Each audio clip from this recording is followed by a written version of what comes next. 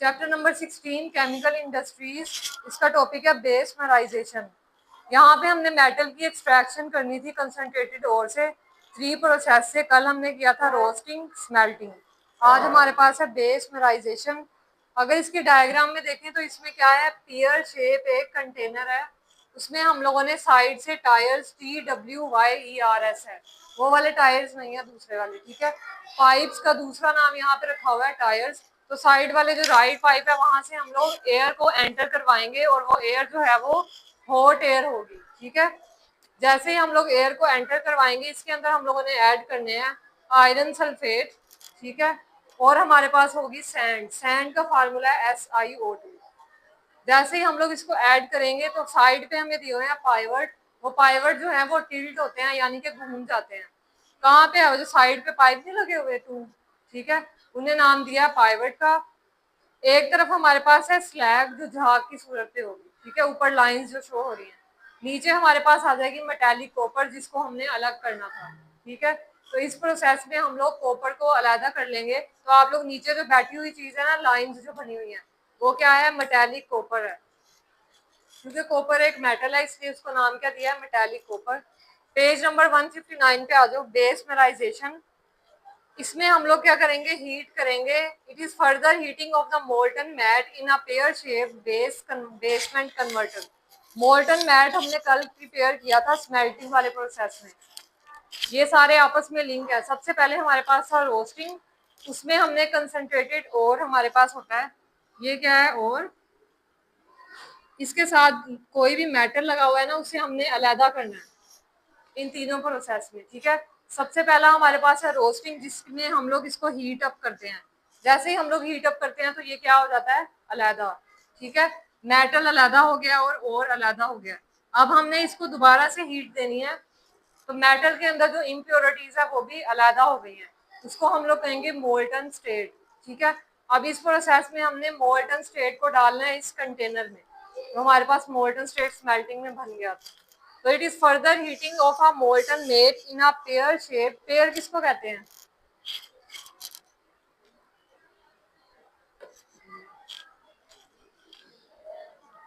इस शेप का होता है जो फ्रूट, पेयर ग्रीन कलर का, उस शेप का ये होगा बेसमेंट। यहाँ पे उन्होंने इस तरह से बनाया हुआ है, ठीक है, लेकिन इसकी शेप कैसी है, ऐसी है। It is fixed on a pivot. Pivot जो कि टिल्ट होंगे, यानी कि घूमेंगे, जो साइड पे पाइप लगे हुए हैं। It is fixed on pivot so that it can be tilted in any direction. किसी भी डायरेक्शन में इसको घुमा सकते हैं। इससे पता लग रहा है कि ये क्या है, सर्कल में घूमेगा, ठीक है। यानी कि ये हमारे पास पाइप है ना, तो ये इस तरह से रोटेट करेंगे, सर्कुलेट करेंगे दोनों तरफ से। Molten matte is mixed with sand. अब मोल्टन मैट के अंदर है क्या, सैंड है। इसके अंदर सैंड का फार्मूला होता है SiO2, और इसको हम लोगों ने ऑक्सीजन के साथ भी रिएक्ट करवाना है। इसके अलावा सैंड के अलावा यहाँ पे हमने हॉट एयर ब्लास्ट डाली है, ठीक है, गर्म हवा को कहते हैं। Hot blast of air through tyres डाली कहाँ से है, टायर से, TWYER। जो आप लोगों को एयर वाला एरो शो हो रहा है ना, उसमें जो पाइप है उसको कहते हैं टायर्स। अब आगे रिएक्शन की बात कर रहे हैं। सबसे पहले रिएक्शंस होंगे हमारे पास आयरन सल्फेट। आयरन सल्फेट जो है वो ऑक्सीजन के साथ रिएक्ट करेगा। अब यहाँ पे आयरन के कितने थे एटम्स, काउंट करके बताओ। Fe कहते हैं आयरन को। Fe से पहले क्या लिखा हुआ है, 2, ठीक है। तो हमारे पास Fe कितने हो गए हैं, 2। सल्फर कितने हैं, और ऑक्सीजन 3 2 6 है, तो ऑक्सीजन इज इक्वल टू 6। अब हमने जो इसकी प्रोडक्ट में बनाना है वो याद रखना है कि आयरन ऑक्साइड बनना चाहिए और सल्फर, ठीक है। सबसे पहले हम प्रोडक्ट में लिखेंगे FeO, और हमारे पास क्या बन रहा है, SO2 सल्फर डाइऑक्साइड। अब बैलेंस करना है इक्वेशन को। Fe कितने थे और ऑक्सीजन कितने थे, 6 है, तो यहाँ पे हम लोगों ने 2 लिखना है, क्योंकि Fe हमारे पास क्या है, 2 है, ठीक है। अब सल्फर कितने थे, तो यहाँ पे क्या लिखेंगे, 2। अब आप लोग काउंट करो, ऑक्सीजन कंप्लीट है, 2 2 4 ऑक्सीजन, और यहाँ पे भी 2 हो गए। कितने हो गए टोटल, 6 हो गए हैं। और यहाँ पे ऑक्सीजन कितने हैं, और आयरन 2 और सल्फर भी 2। तो ये हमारे तीनों जो हैं वो कंप्लीट हैं। जो प्रोडक्ट होता है वो आप लोगों ने याद रखना होता है क्या है, ठीक है। तो हमारे पास क्या है प्रोडक्ट में, आयरन ऑक्साइड और SO2। उसको बैलेंस करना आप लोगों ने इस तरह से है, बाकी सारा रिएक्शन याद करने का होता है। नेक्स्ट हमने क्या करना है, जो हमने FeO यानी कि आयरन ऑक्साइड प्रोडक्ट में निकाली है उसको हमने सैंड में डाल देना है। सैंड का फार्मूला क्या है, SiO2। तो FeO प्लस SiO2। अब हमने जो बनाना है सिंपल होगा, ये क्या लिखा हुआ है, Fe हमने लिख दिया, और क्या है Si और ऑक्सीजन। अब ऑक्सीजन के कितने एटम्स हैं,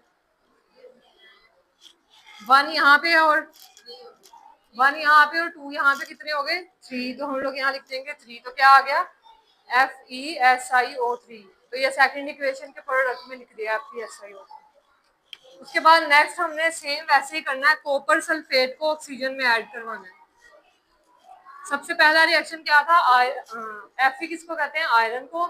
आयरन सल्फेट को ऑक्सीजन में हमने ऐड करवाया तो हमारे पास प्रोडक्ट में आया FeO और SO2।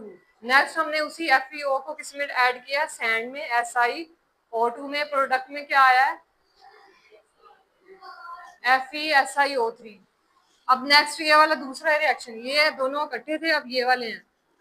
अब यहाँ पे क्या है, कॉपर सल्फेट। कॉपर के कितने एटम्स हैं, 4 है, और ऑक्सीजन के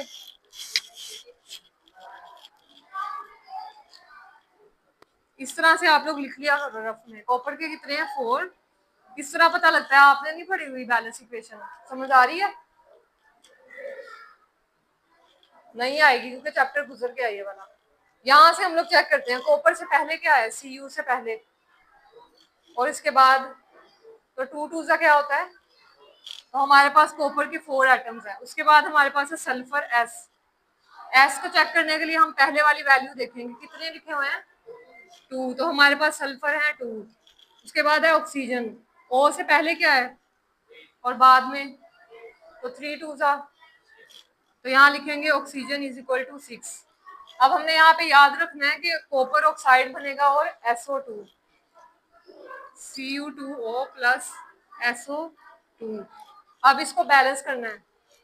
अब देखना है कि कॉपर कितने थे यहाँ पे 4, लेकिन यहाँ पे कितने हैं 2 है यहाँ पे। तो हमने यहाँ पे 2 लगाना है ताकि ये 4 हो जाए। तो 2 2 4 हो गए। ऑक्सीजन कितने थे और यहाँ पे कितने हैं, तो यहाँ पे हम लोग 2 लगाएंगे तो 2 2 4 हो गए, और ये वाले 2 6 कंप्लीट हो गए, ठीक है।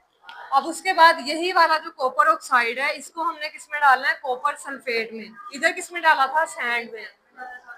इधर हमने कॉपर सल्फेट में ऐड करना है।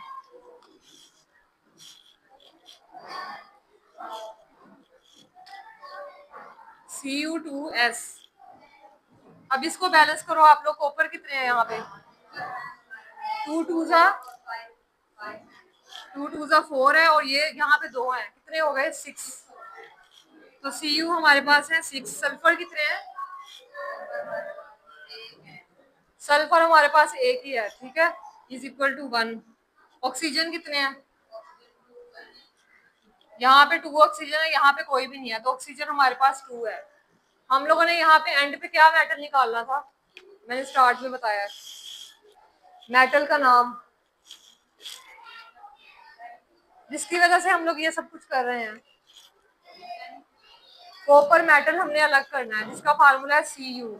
जैसे गोल्ड होता है, सिल्वर होता है, सेम वैसे ही क्या है कॉपर। तो हमने कॉपर को अलहदा करना था। अब हमारे पास कॉपर अलहदा हो गया, ये देखो प्रोडक्ट में आप लोग देखो तो 6 Cu अलहदा हो गया, ठीक है, प्लस SO2। तो हमारे पास कितने एटम्स आए हैं कॉपर के, 6 आए हैं। तो इस तरह से हमने मेटल को बाहर निकाल लिया। अब डायग्राम में कैसे शो होगा, जो नीचे मेटालिक कॉपर लिखा हुआ है वो यही वाली मेटल है जो हमने रिएक्शन में किया। इसकी समझ आई है रिएक्शंस की, जिसने पीछे वाली इक्वेशन अच्छे से समझी थी ना, जो मैंने पहले समझाई थी वो।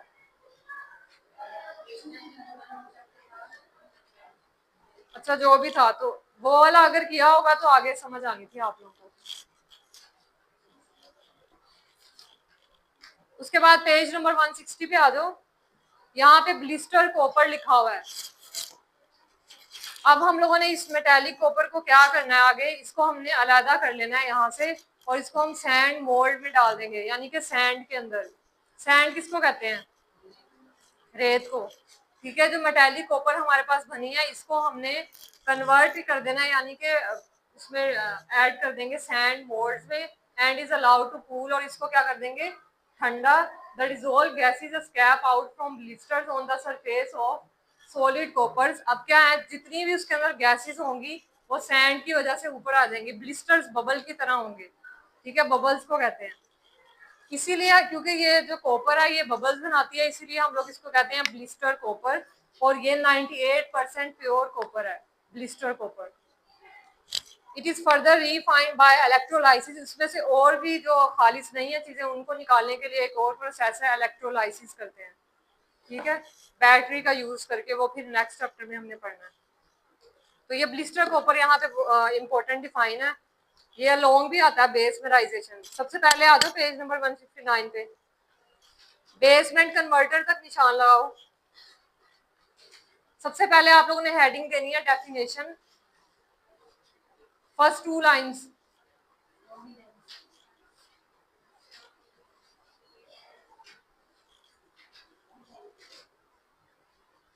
बोलो,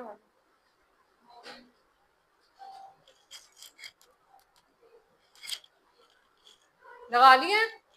उसके बाद पाइवट नजर आ रहा है, उसी के आगे लिखा हुआ है it is a fixed on pivot.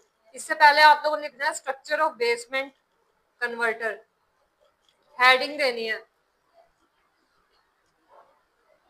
Basement converter का स्ट्रक्चर, पाइवट के ऊपर लिख लो।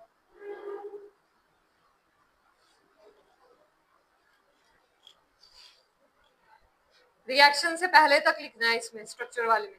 उसके बाद रिएक्शन की हेडिंग देनी है FES से। रिएक्शन की हेडिंग देकर FeSiO3 दोनों रिएक्शन आएंगे इसमें, हाँ एंड तक, ऑन द टॉप। उसके बाद दोनों रिएक्शंस निशान लगा लिए सबने। ऑन द अदर हैंड से मेटेलिक कॉपर तक, फॉर्मेशन ऑफ मेटेलिक कॉपर की हेडिंग देनी है।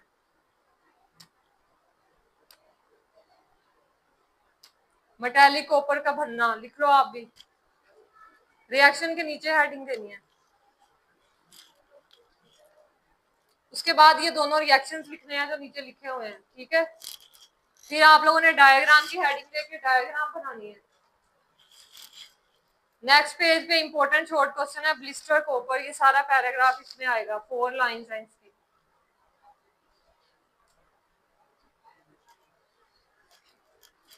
कल को हम करेंगे रीफाइनिंग और प्योरिफिकेशन ऑफ मेटल।